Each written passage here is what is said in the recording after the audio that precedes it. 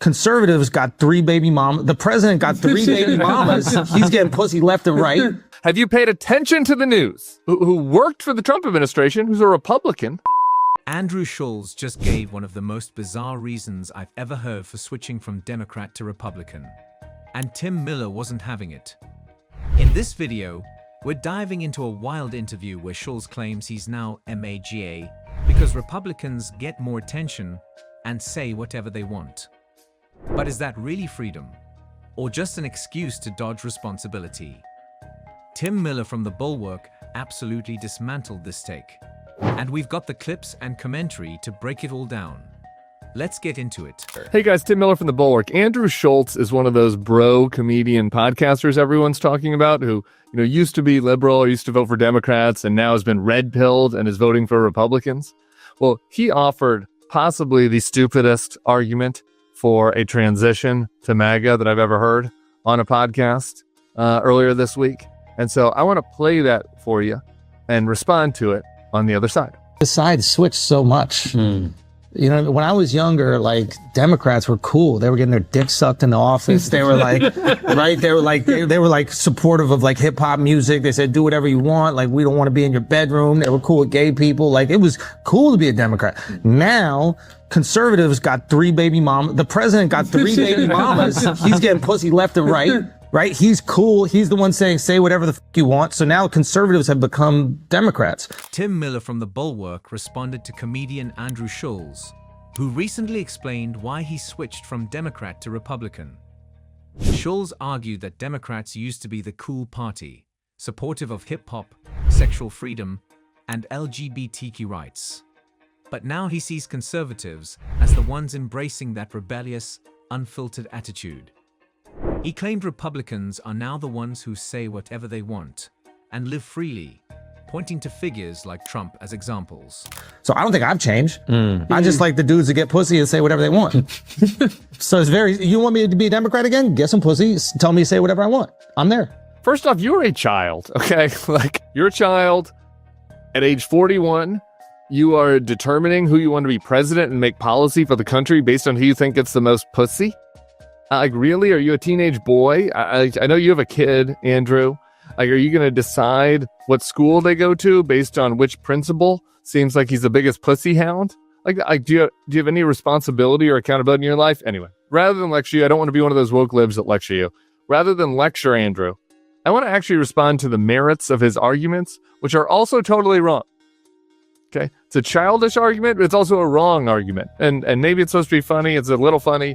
But it's not true, and I think that's the most important thing. Here's Andrew saying that he just likes the dudes that get pussy and say whatever they want. He wants politicians that will let people say whatever they want. He argues that the Democrats used to be that party, more libertine, and now it's the Republicans who want people to say whatever they want.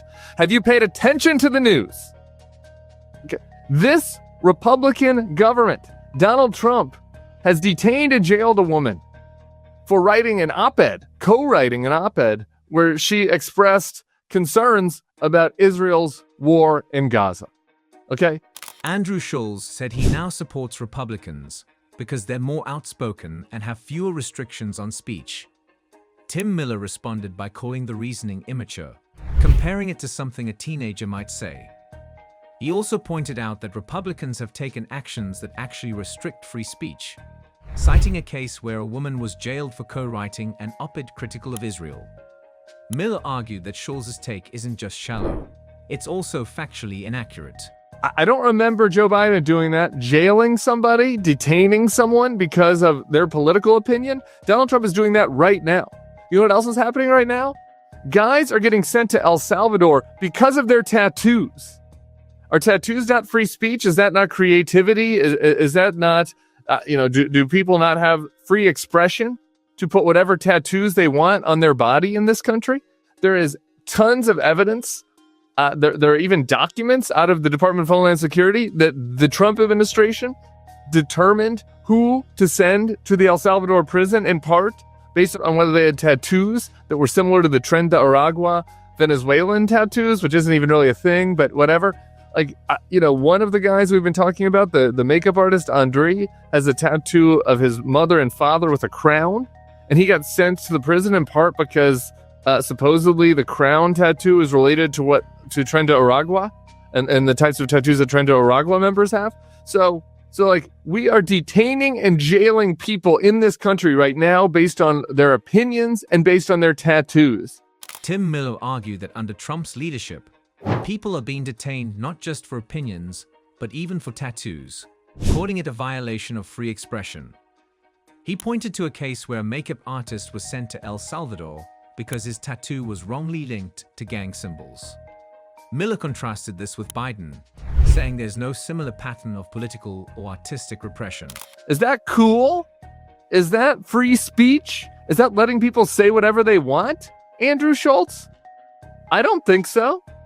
You know what else? The president just signed an executive order specifically targeting Chris Krebs, who worked for the Trump administration, who's a Republican, for speaking out and saying that he thought that as an expert in cybersecurity who is paid to keep the 2020 election safe by our government, he spoke out and said that he did not think that any of the conspiracy theories of the 2020 election are true and that the 2020 election was safe. And, he used his free speech rights to express that opinion in interviews. And do you know what that got him? The president of the United States signing an executive order telling his Department of Justice to investigate him. Okay, Andrew Schulz, does that sound like a party that wants to let people say whatever they want?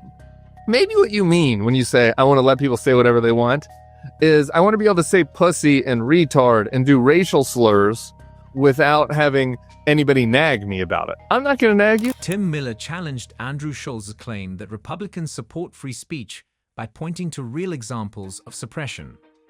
He mentioned Chris Krebs, a Republican cybersecurity expert who was targeted by Trump after stating the 2020 election was secure. Miller argued that free speech doesn't mean using offensive language without consequences. It means protecting people's right to speak the truth without retaliation. Bro, go ham. Go ham. Make whatever jokes you want. Say whatever words you want. You just really love saying pussy over and over again. Go ahead and say it, You want to call me a gay slur? Do it. Come up with a funny joke. Call me a poof. Sure, whatever. I don't care. Okay? But if that is what you mean by Donald Trump will let you say whatever you want, then yeah, Donald Trump doesn't care if you do racist jokes on your podcast. All right? And MAGA supporters probably aren't going to tweet about how you offended them or hurt their feelings. Okay? And unless you go after Christians or, unless you call them stupid mouth breathers, or, unless you make some other kind of joke, call them deplorables. If you call them deplorables, they might get kind of upset. All right. But yeah, they're not going to get mad at you if you do a racial slur. So go ham. But here's the thing. Free speech in this country is about more than podcasters being able to do racist jokes. Okay. It also means that people need to be able to speak out about their political opinions without fear of reprisal from the government. And right now, the biggest threat to free speech in this country is the president of the United States specifically targeting political foes and telling his Department of Justice to target them. The speaker mocks the idea that Trump-era free speech means saying offensive slurs or jokes without backlash. They sarcastically invite insults to highlight how supporters claim to embrace free speech. However, they note that even Trump supporters get offended, especially if mocked for religion or being called deplorables. Ultimately, they argue true free speech means more than just shock humor or provocation. If you're telling me you're going to vote for whoever gets the most pussy, okay, Donald Trump used to do pretty good with women, it seems like. The rest of are you a Republican now, though? J.D. Vance? J.D. Vance doesn't really seem like he's banging people out. The Speaker of the House, Mike Johnson, he monitors his own son's porn. I'd be a little concerned about Mike Johnson taking over the party if I were you, Andrew Schulz. I don't know if you want the Speaker of the House monitoring the type of material you're Googling on Pornhub. John Thune, the Republican Senate leader, you probably never even heard of him because you have no serious thoughts about politics, but go ahead and Google that guy. I don't think that's a fella that's, slaying. All right. So this whole thing is just ridiculous. Let me just break it down. Let me just tell you something. There are a lot of Democrats that get laid. There are Republicans that get laid. There are Republicans that are annoying Christian scolds. There are Democrats that are kind of annoying woke scolds, right? This is not a reason to make somebody the leader of the free world. What happens when you make a moron the leader of the free world because you liked the fact that in the 80s he got herpes because he was, banging out so many models, then what you get is a stock market crash, people being sent without due process. You get all the negatives that are associated with that. Responsible grown people, they support people for office because they think they'll do a good job of, the job of governing. So, what do you think?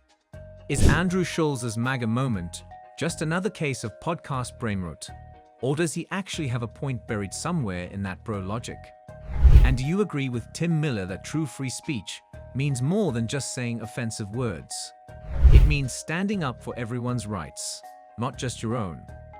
Drop your thoughts in the comments, hit that like button if you enjoyed this takedown, and don't forget to subscribe for more deep dives into politics. See you in the next video.